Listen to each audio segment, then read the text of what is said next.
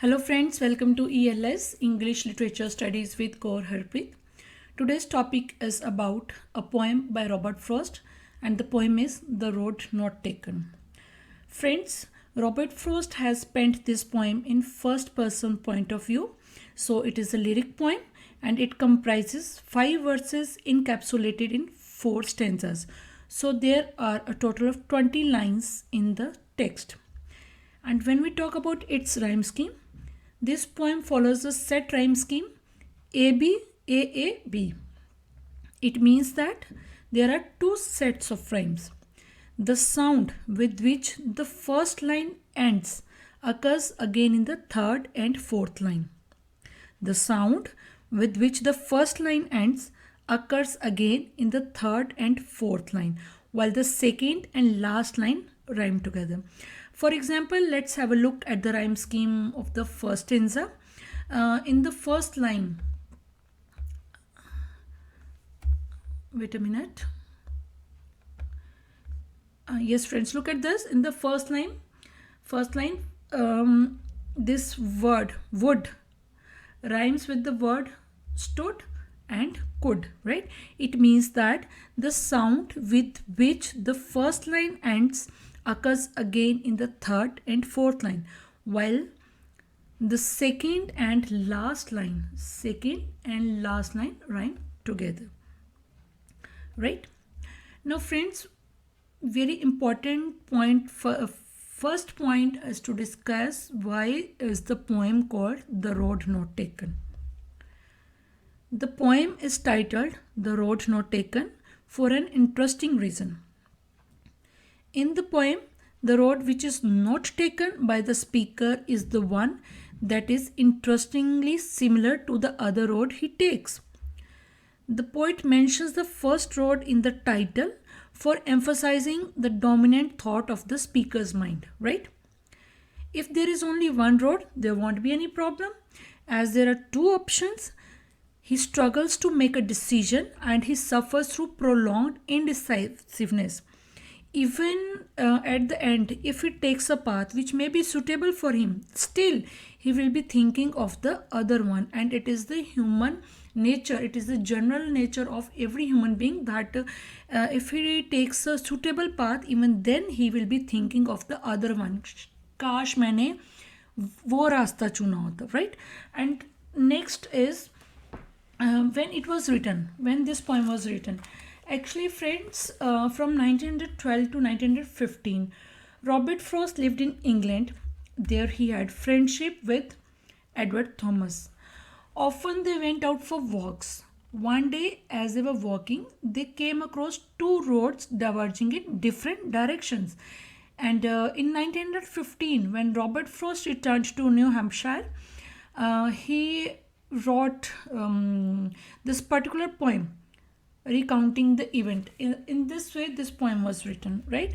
So this poem describes how the speaker struggles to choose among 2 roads diverging in the Jalish woods on an autumn morning, right? In this poem, the individual arrives at a critical juncture in his life, arriving at crossroads at last near a yellow wood. Why this word is used, this phrase, a yellow wood, what is the importance and why this word is used, I will discuss it later after discussing the poem, so stay tuned. As per him, the paths are equally well traversed and yield anonymous outcomes. Now friends, let us thoroughly analyze the lines. The first 2 lines, 2 roads diverged in a yellow wood, and sorry I could not travel both. And sorry I could not travel both. So the first 2 lines of the stanza introduce the dilemma that every human person faces. Not once in life, but multiple times one has to face this dilemma, that is dilemma of choice. Which road one should take, that will go on in his mind, right? It happens to everyone that we go through many circumstances, we go through many experiences, and one of them is choosing between 2 paths. This is experienced literally in the roads we take and the routes we walk daily, when we come to points in our lives where we must take decisions for our next steps based on the opportunities presented to us, right? And like the character of this poem, we are disappointed that we cannot hold on to and experience the consequences of every opportunity that is presented to us. We have to choose the one. We could not travel both, like the character of the poem, right? And in order to gain some things in life, we must let other things go. This poem opens with strong imagery because of the diction used to depict two physical roads separating from each other in a yellow wood. It is a forest that is showcasing the colors of autumn. And second line, when the character says, "And sorry, I could not travel both," it is hasty to display the theme of regret by revealing that the individual is sorry before he even decides which road to take.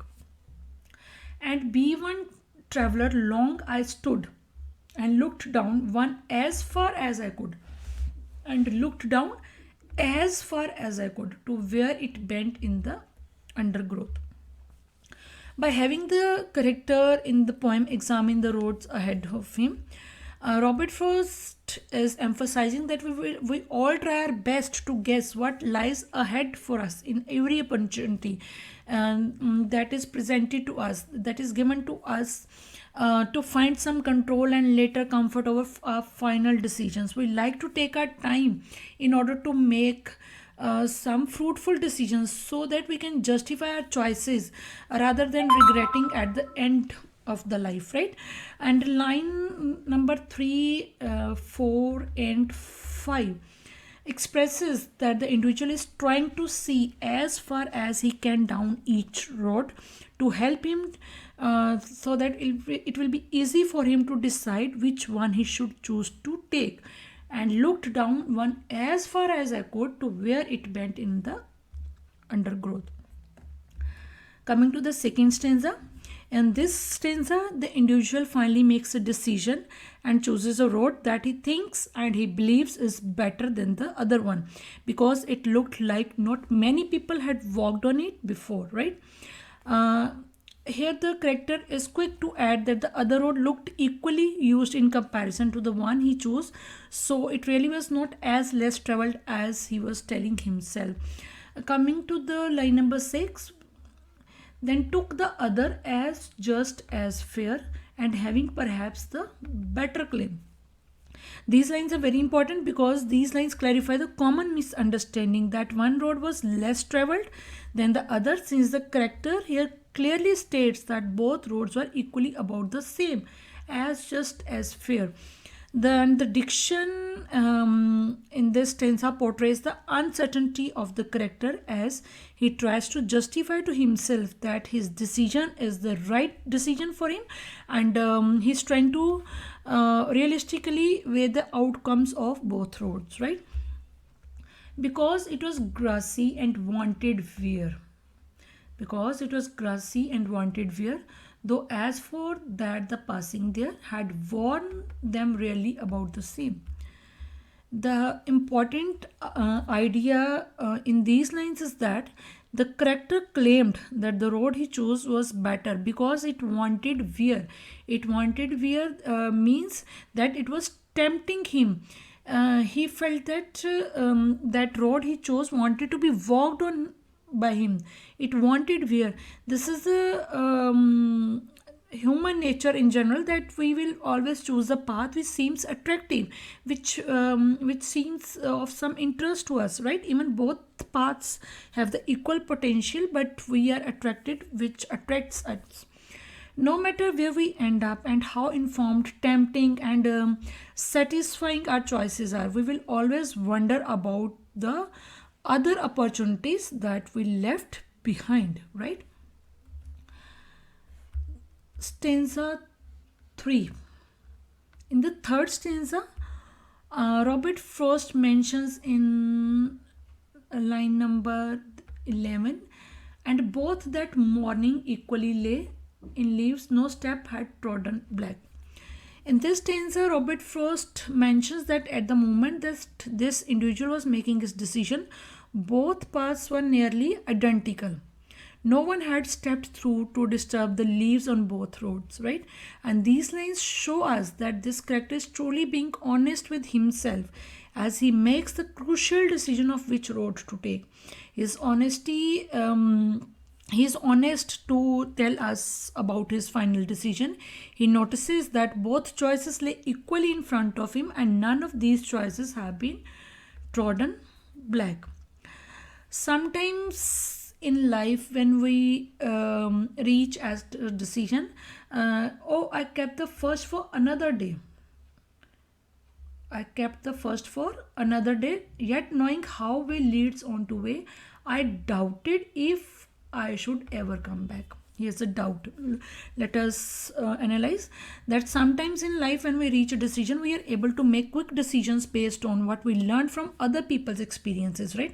And these experiences leave marks in the choices that we make, that we have. These marks then form our ourselves bias towards or against that path. We can say we form our decision on the basis of the experiences of these people, and when we encounter choices in our lives where we find that the leaves are not trodden black but what we learned from the people around us, but what we learned from the other people's experiences, it becomes harder to decide between them, just like the situation we are the character is facing in this poem, right? Oh, I kept the first for another day. After making his decision, he exclaims that he will leave the first choice for another day. Then he honestly tells himself that if he lets this road go on, there is no coming back. I should ever come back. There are many decisions in our life that shape our future, and sometimes when we select an option in these moments, they change the course of our life, and there is no turning back, right? That is where the regret of not exploring our other options disturbs us. And line number 13 is, we can say, important point in this poem, because this is the line when the individual finalizes his decision of leaving the other road for perhaps another time. And when we talk about line number 14 and 15, these two lines give us a glimpse of his doubts. He honestly confesses to himself that it is highly unlikely he will come back to travel this other road, because he knows as he moves forward, he will continue to find other paths taking him further and further away from this point where he is standing at this particular moment, right? In this last stanza, line number 16 and 17, I shall be telling this with the sigh, somewhere ages and ages hence. Uh, in this stanza, the individual or the character predicts that one day far into the future, he knows will tell the story of this decision that he is now making. And these lines of the last stanza, these two lines highlight the nature of our regrets. When it comes to tough decisions in our lives, we always know that no matter what we finally choose, eventually we will regret not being able to try the possibility that was left uncharted by us, right? And in this stanza, the last stanza, the character is already imagining the regret he will feel and decides that he will not be honest when he retells the story of his decision. And next line number 18, two roads diverged in a wood, and I took the one less traveled by, and that has made all the difference. He decides he will tell people he chose the road that was less traveled by, to come across as a person who took a chance and succeeded in life. In reality, the character is trying to convince himself that when he shares his life experiences and distorts the truth, it will seem that taking this road made all the difference. And life, here the character says that life is about the path that we choose to walk through, not about the road not taken, right? And these lines exposed that he intends to lie and claim he took the less traveled road. In reality, both roads were equally traveled. Finally, the last line where poet says that has made all the difference. The last line expresses that the individual is also planning to claim that his choice to take this less traveled road made all the difference where he will be standing at that time, right?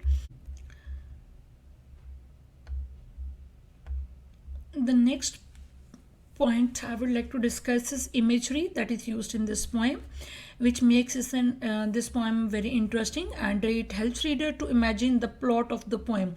With the help of imagery, readers are able to imagine the plot. What will be the plot?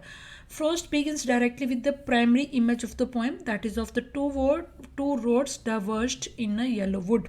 And by using this visual imagery filled with the color of autumn, the poet here depicts the place where his speaker is struggling to make a decision, right?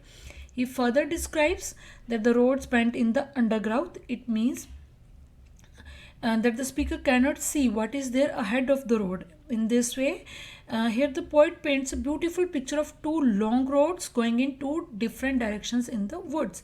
And according to the speaker, the road more or less look the same. Both roads look same. Grasses cover them, and one of them is less traveled than the other.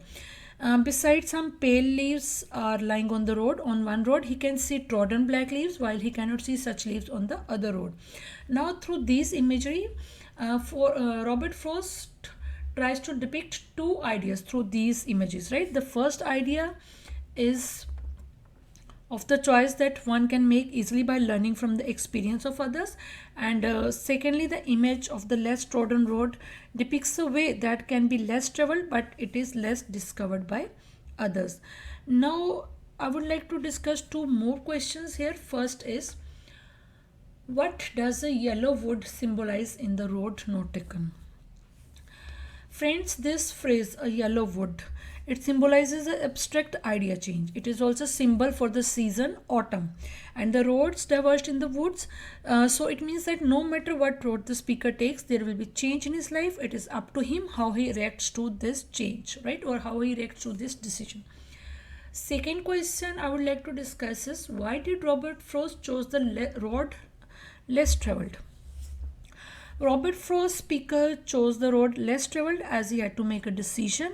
Otherwise, he would get stuck at that place forever. So, for the sake of continuing the journey of life, he took the other road which was not traveled or which was less traveled by others. He might do better that way, or it could prove futile. No matter what happened to him, he had to make a decision again. So friends, this is all about today's topic. I hope you will like my content, and if you like it, please hit the like button, share and subscribe my channel. And if you are new to my channel, please hit the bell button so that you can get notifications for my upcoming videos. Thanks a lot for watching.